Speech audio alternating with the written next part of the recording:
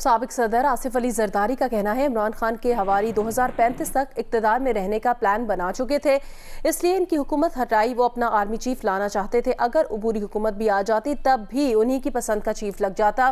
آصف زرداری نے یہ بات جیو نیوز کے پروگرام کیپٹل ٹاک کے میزبان حامد میر کو خصوصی انٹرویو میں کہی۔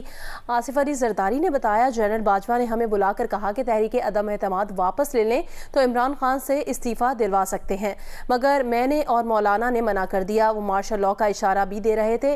میں نے کہا شیر پر چڑھنا آسان ہے اور اترنا مشکل ہے۔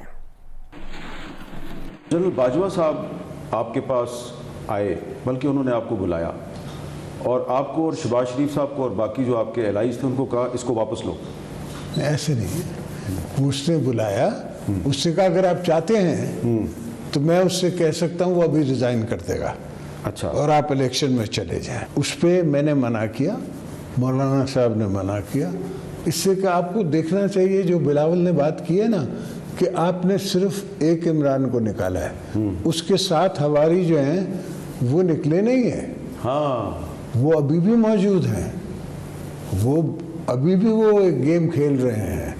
تو ہمیں پتا تھا کہ یہ 2035 تک رہنے کا پلان بنا کے آ رہے ہیں۔ 2035 ایگزیکٹلی، یہ اپنا چیف لا کے جو کہ تھرڈ تھا یا فورتھ تھا اس کو لگا کے، اور وہ لگ جاتا اگر انٹرم گورنمنٹ بھی ہوتی۔